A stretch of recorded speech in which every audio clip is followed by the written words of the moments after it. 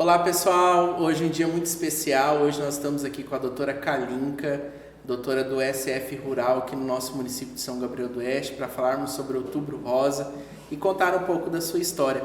Seja bem-vinda, doutora Kalinka. Eu que agradeço o convite, tá bom de poder estar participando desse podcast, né? É uma alegria muito grande, né, estar representando os meus colegas aqui. Doutora, eu queria que você se apresentasse, nessa sua apresentação, falasse um pouquinho para nós como foi a sua vinda para São Gabriel, como que a senhora descobriu São Gabriel no mapa, como é que foi essa vinda para essa terra prometida? É verdade, é uma terra prometida. Na verdade, eu era médica concursada em um município de Mato Grosso chamado Alto Taquari. Na divisa, né? Que é a divisa com Mato Grosso do Sul. E na época, eu tinha meus filhos pequenos, vislumbrando que eles iriam crescer e que eu gostaria que eles estudassem. Lá era muito mais distante de um grande centro. Eu, procurando, encontrei o concurso para médico em São Gabriel do Oeste. E eu falei assim, opa, é uma boa ideia, vamos tentar. Eu me inscrevi, me aventurei, passei. E aí resolvi estar aqui desde 2016, quando eu passei no concurso e assumi, eu estou em São Gabriel do Oeste. Você veio de Alto Taquari, então, morar em São Gabriel. E como é que foi o surgimento da medicina na sua vida? Assim? Foi uma paixão de família? Você tem familiares que são médicos ou você simpatizou com esse curso, com atender as pessoas e você decidiu fazer a medicina? Como é que foi? Conta para nós. Na verdade, eu estava no meu ensino médio e, na época, eu tinha que escolher, eu queria fazer uma formação, uma graduação, eu queria me formar, era o sonho. Porque eu venho de uma família onde os homens e as mulheres não tinham acesso à faculdade. Uma família muito simples. E, graças a Deus, meu pai sonhava com o mesmo sonho que eu partilhava e me estimulava a estudar. E na situação, eu tinha um tio, que foi meu único tio, que conseguiu ter acesso à universidade. E ele, depois de muito tentar, ele estava fazendo curso de medicina, entendeu? E ele, na verdade, foi o meu estimulador, vendo ele estudar, vendo tudo que ele passava, as histórias que ele contava, e eu acabei me apaixonando também pela medicina. E eu confesso que eu faria tudo de novo. Faria tudo de novo. Então, essa paixão surgiu ali no ensino médio. Você lembra que ano, mais ou menos, assim, primeiro, segundo, terceiro? No primeiro, segundo ano, eu tinha que decidir, para poder me focar no que eu ia fazer. Porque é muito concorrido. Quando, há 20 anos atrás, eu vou fazer 20 anos de formada. A medicina era muito concorrida. Só tinha praticamente as escolas públicas, e a relação candidato-vagas era muito alta, dedicava muitas horas de estudo para você conseguir. A senhora formou em qual universidade? Eu formei no estado do Rio de Janeiro, na Unifeso. Unifeso. Legal. E quando a senhora formou, a senhora foi atuar no Mato Grosso? Ou para onde a senhora foi atuar como médica? Não, quando eu me formei, eu passei para poder fazer mestrado na Universidade Federal Rural do Rio de na Universidade Federal do Rio de Janeiro. Uma das primeiras universidades de medicina desse país. E aí eu fui fazer o meu mestrado em clínica médica. Aí fiquei lá, depois que eu concluí o meu mestrado, aí que eu fiquei sabendo minha tia, me ligou, olha, vai ter um concurso em Alto Taquari, você não quer vir? Na época eu já tinha crianças pequenas, entendeu? E no Rio de Janeiro eu não tinha parentes nenhum. E aí eu vim, prestei o concurso em Alto Taquari, passei e fiquei lá por 8 anos. Sim. Até vir para o concurso daqui. Sim. Então a senhora, como que eu posso dizer, a senhora deixou o concurso em Alto Taquari para vir fazer a prova e assumir o concurso de São Gabriel? Sim, sim. E como foi essa diferença entre estados? Nós sabemos que Alto Taquari também é uma cidade pequena, E como foi atender lá em Alto Taquari esse primeiro emprego? Como é que foi esse amor desenvolvido pelas pessoas que a senhora tem, esse carinho que a senhora tem? Como é que foi esses atendimentos? Como é que foi lá? Conta para nós um pouco. Eu sempre gostei da cidade pequena. A cidade pequena tem menos essa coisa do urbano e mais essa coisa do rural, pela minha origem mesmo. de ter vindo de uma origem rural. Então, é um ambiente, para mim, bem familiar. Sim. Né? A senhora foi criada na roça? Fui criada na roça até os meus 12 anos de idade. Bacana. Lá em Alta Floresta mesmo? Não, eu fui criada em Minas Gerais. Em Minas Gerais. No município chamado Santa Vitória. Então surgiu conforme o seu desenvolvimento, o seu crescimento, então a senhora cada dia mais se apaixonou por essa... Na verdade, eu acho que para mim me parece um ambiente familiar, né? Sim. O estar na área rural, o poder lidar com o povo da área rural, né, com os produtores e agricultores, me é familiar, né? Me lembra a minha infância, eu me identifico, não tenho dificuldades com isso e não vejo como uma situação nossa, como médica, você fazendo atuação. Não, eu acho que eles precisam da nossa assistência em saúde, tanto quanto as pessoas que moram nas áreas urbanas, né? Então, se hoje a senhora pudesse continuar escolhendo, a senhora só atenderia só rural. Assim, era um desejo do seu coração. Eu estou feliz onde onde você está fazendo esse trabalho na SF Rural. Eu sou feliz ali. Sim, não realizada. Não que eu não faça, porque eu também tenho consultório, também atendo pessoas da área urbana, entendeu? Né? E isso também me deixa feliz. Me deixa feliz, na verdade, fazer a medicina. Fazer a medicina. Né? A senhora, além de atender no rural, pelo seu concurso, a senhora atende em clínica particular? Sim. Atende, então, a população que quiserem atendimento pode estar procurando você fora, né, ao posto de saúde SF Rural. E teve algum caso, assim, alguma história que assim, a senhora teve nesses 20 anos de atendimento que chamou a atenção, assim, você falou... Puxa vida, acho que eu fui chamada para isso, que marcou a sua história em atendimentos, em conhecer pessoas? Tem muitas histórias. Tem muitas histórias. Tem muitas histórias. Porque a população é muito carente em conversar, né, doutora? Sim. Eu fui marcada por uma história do nascimento de uma criança, que essa criança, ela seria adotada. A mãe... Eu fiz o pré-natal dela e, na época, essa criança, a mãe não aceitava, rejeitava aquela gestação e ia colocar aquela criança para adoção. Tanto é que no dia do nascimento eu estava presente e logo depois a mãe disse que não queria nem conhecer a face da criança. E depois depois que a criança nasceu, que ela escutou o choro do bebê, entendeu?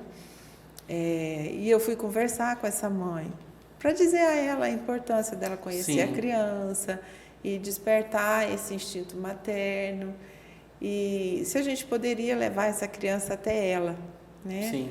Para ela pelo menos conhecer o filho, porque isso seria uma dúvida eterna na vida dela.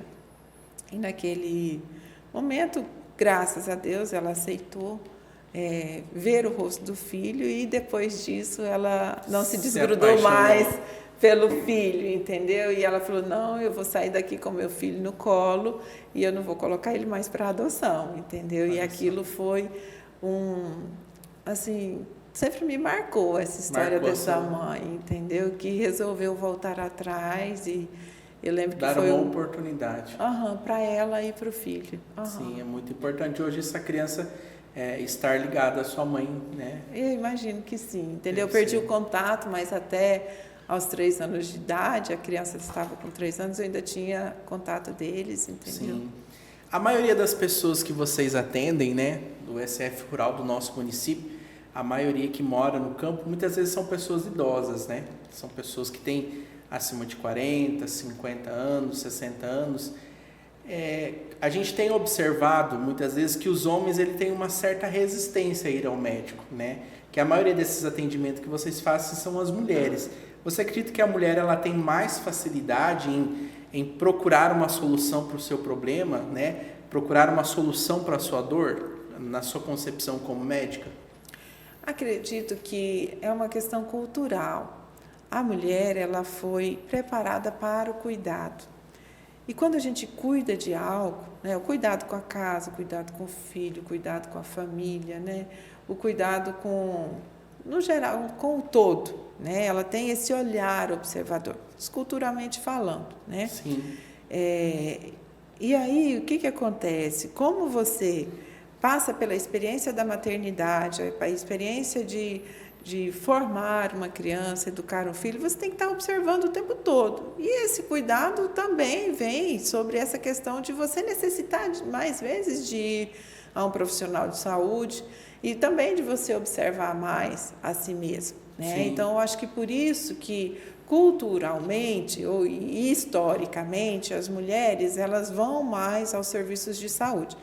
Porém, o que se percebe hoje é que isso está mudando e graças a Deus essa estrutura de que o homem não ele é viril, o homem é forte, o homem nunca é saudável, nunca fica doente, nunca chora, né? Essa questão tem mudado e as próprias campanhas, né? Por exemplo, a gente está no Outubro Rosa, vai vir a campanha do Novembro Azul, então é de conscientização para esse homem.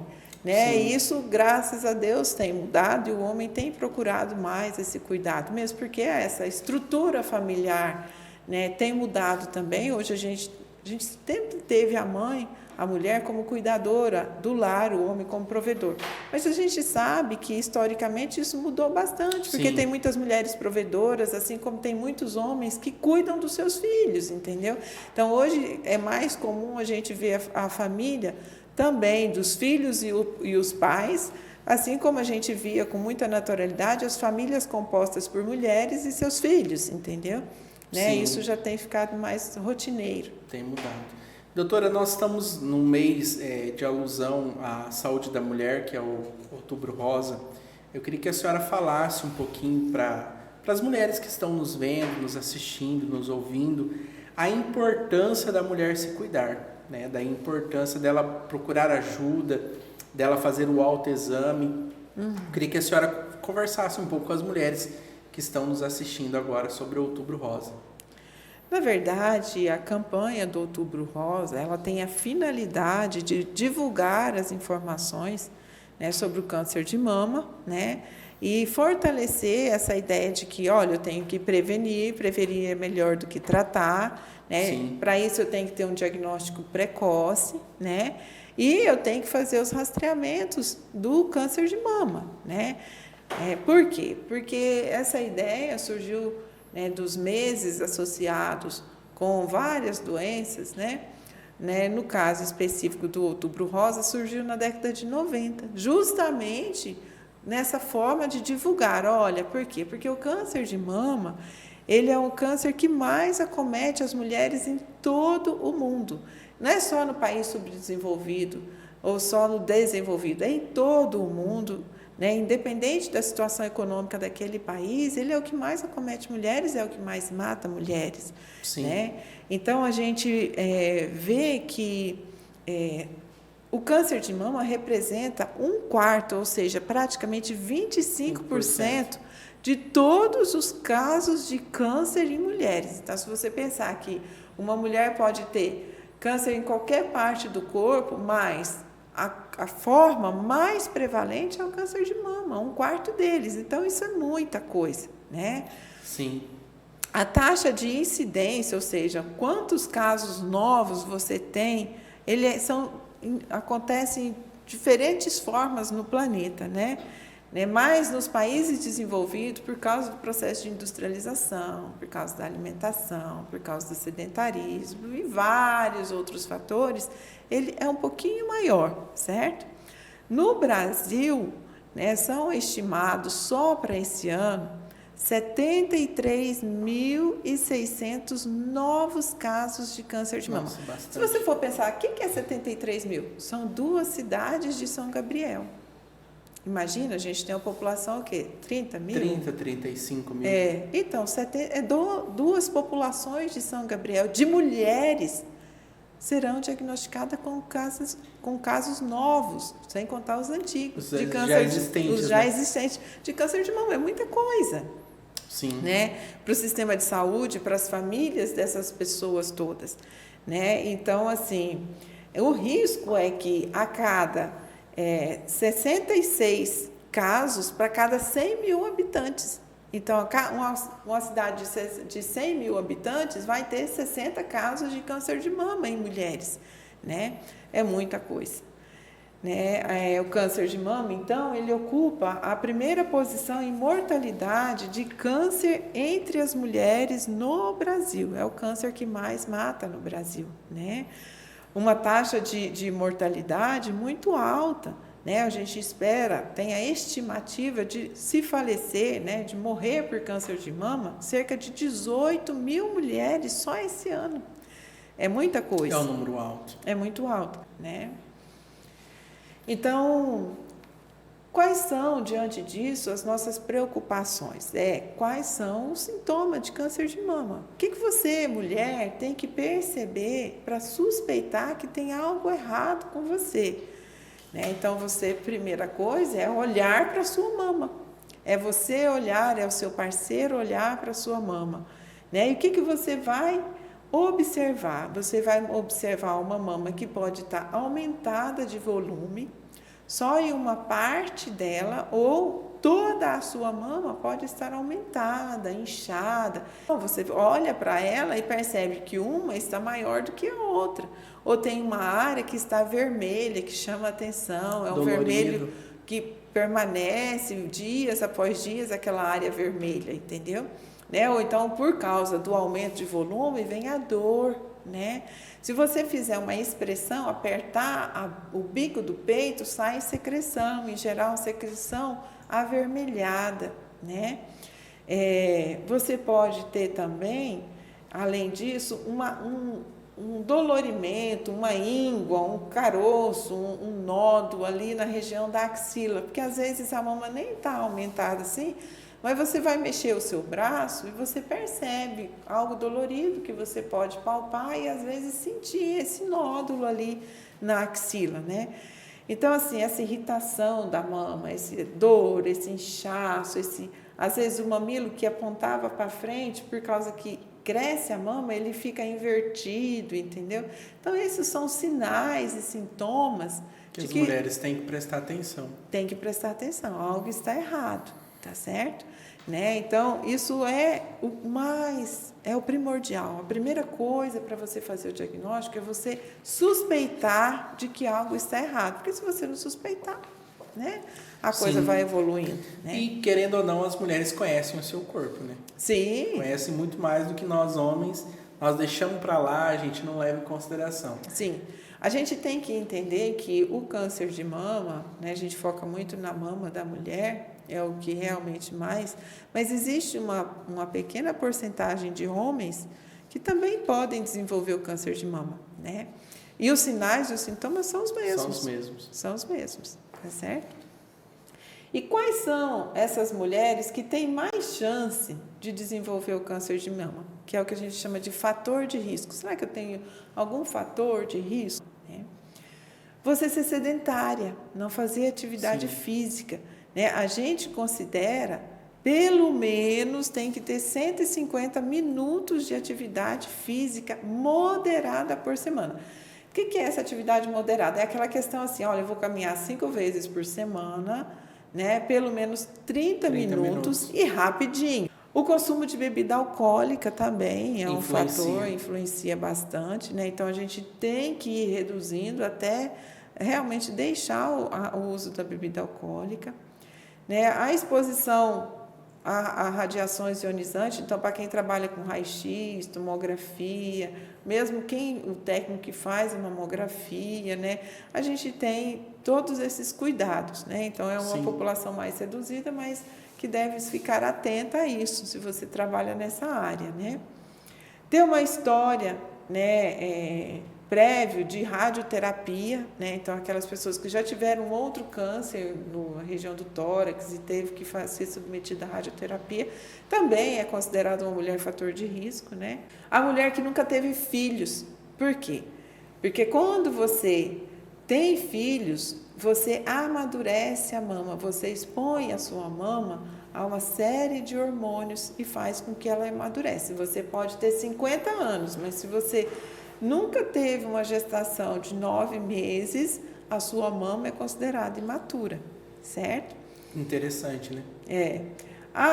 Mulheres que tiveram a primeira gravidez após os 30 anos, porque também teve muitas exposições até chegar ao período de expor a essa questão da gestação que amadurece a mama, né?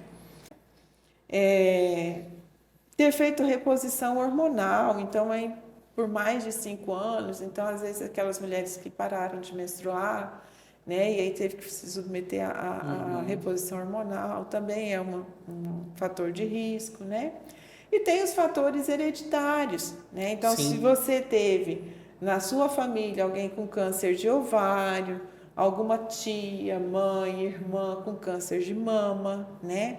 Tudo isso, principalmente esse câncer de mama nos seus familiares, antes dos 50 anos. Não vai ser contado aquela, não, eu tive uma mãe que teve câncer de mama aos 80 anos. Não.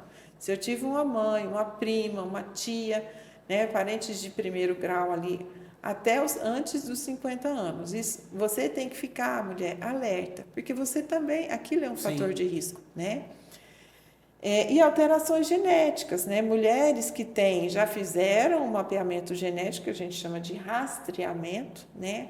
Que tem uma mutação no gene chamado BRCA1, BRCA2, e essa mutação ela é altamente favorável, né, para você desenvolver o câncer de mama. Mas não é só ela, você pode ter o fator genético. Mas se você não expôs aqueles outros fatores de risco, olha, eu descobri, eu tenho uma mutação que pode me levar a ter câncer de mama, mas eu não sou uma pessoa sedentária, eu não sou obesa, eu não uso anticoncepcional, eu não uso bebida alcoólica, eu faço atividade física, entendeu? Eu fujo de todos os outros fatores de risco, não basta você ser só positivo geneticamente, isso é uma soma de coisas, né? A gente diz que os fatores, as causas para o câncer de mama, elas são multifatoriais. Até mesmo tem estudos dizendo que mulheres que passaram por muitas situações de violência e abuso, né, pelos seus companheiros, violência psicológica, sexual, física, moral, todas essas mulheres, elas têm uma imunidade mais baixa e elas podem ser mais propensas a desenvolver o câncer de mama, né? Então, também é um alerta, a gente também tem que ficar alerta com essa questão da violência. Tem que ver muito o histórico, né, doutora? Ver o histórico que ela viveu, que ela vive, o histórico da família, dos seus parentes, né, como você disse. Sim. E aí a gente entra na questão de que, olha, eu já sei quais são os sinais e os sintomas, sei quais são os fatores de risco, sei que o câncer de mama é o que mais mata. E como é que a gente faz esse diagnóstico precoce? Esse diagnóstico precoce é feito pelo autoexame, né?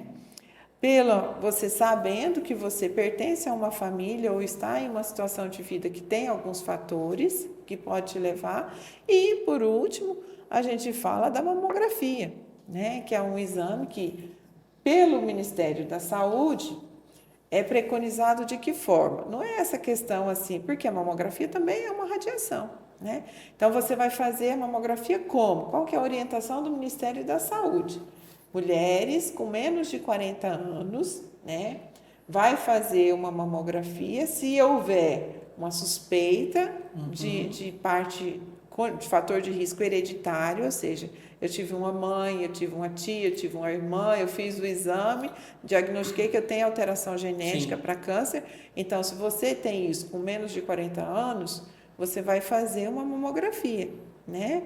Ou então, se você descobriu um nódulo com menos de 40 anos, aí vai fazer. Ficar em alerta, né? Em alerta. Agora, você vai fazer a mamografia rotineiramente após os 50 anos, até os 69, então são 19 anos aí de alerta que você tem que ter nessa fase da sua vida, e você vai fazer a cada 2 anos, não é anualmente não, é a cada 2 anos.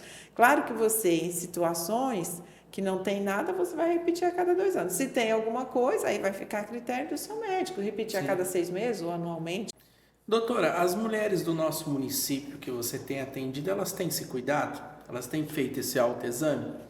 Assim, as mulheres que você tem atendido dos ESF, seja no rural, seja na cidade, ou seja no consultório particular, podemos dizer que as mulheres do nosso município, elas têm se cuidado, têm cuidado da sua saúde, feito atividade física, cuidado da alimentação, feito o autoexame? Podemos dizer?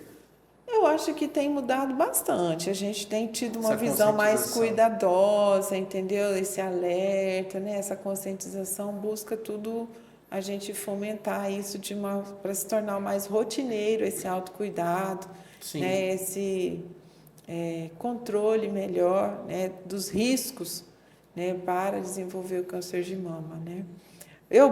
Pelo menos na minha prática diária, procuro sempre estar alerta quando eu encontro uma pessoa nessa faixa etária, entendeu? sim.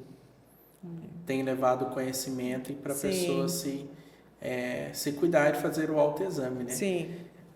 Além dessas dicas que a senhora teria alguma outra dica para essas mulheres do nosso município?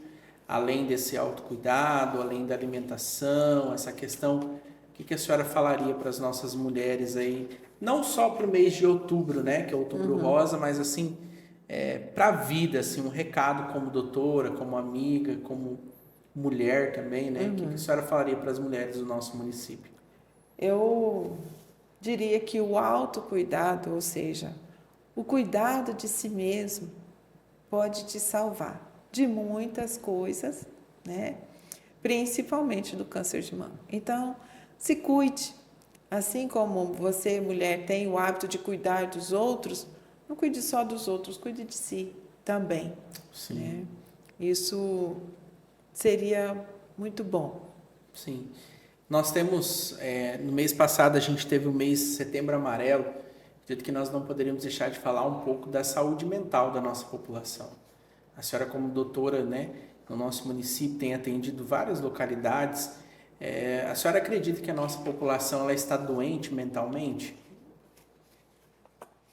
Eu acho que aí a gente entraria também numa questão de organização econômica, de estrutura social, né, que leva a gente a ter muita doença mental, né, a ficar ansioso, a ficar Depressivo. deprimido, a ficar com síndrome do pânico, entendeu? A gente tem uma estrutura social que nos leva à doença Mental. mental, né? Então, a gente tem que tentar reconhecer essa estrutura e pensar o contrário dela. E fugir desse hábito, assim como da alimentação também, Sim, entendeu?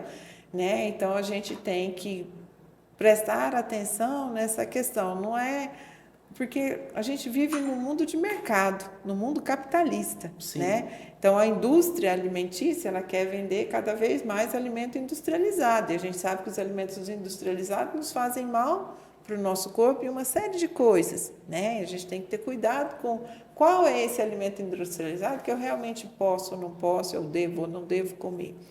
Assim como também a estrutura social que a gente vive, né? Então, a gente tem que realmente, a gente vive num mundo propenso à doença mental, né? sim.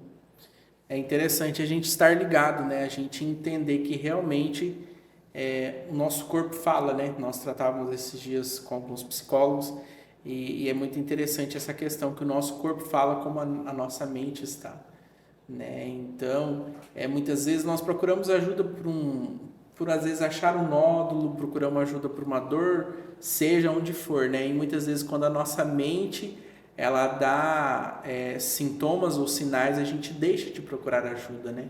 Eu não sei se talvez seja muito corriqueiro no consultório, né, que a senhora atende, mas muitas vezes nós deixamos de lado esse cuidado com a nossa mente, né? Nós não levamos em consideração. Acredito que o que nós precisaríamos é realmente dar uma importância à nossa mente, né? Como a senhora disse, se cuidar, né?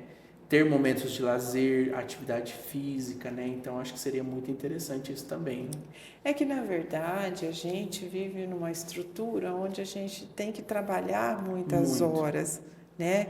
Ritmo E acelerado. em ritmo acelerado, para poder você conseguir manter o mínimo ou o básico da sua vida, ou alguma qualidade de vida, ou um padrão que você escolheu viver de vida, né? Isso eu falo para várias Sim, camadas sociais, entendeu? Né? Desde as esferas mais baixas até as mais altas, a gente tem uma carga horária de trabalho muito grande, excessivo. excessivo. E isso faz com que a gente não tenha tempo para si. Sim. Né? Então, a gente tem tempo muito para o trabalho, para o outro, né? Para a produtividade, você cobra ser produtivo o tempo todo, né? Bater metas, e acaba que a meta principal, que é você, está sempre de lado, é segundo plano.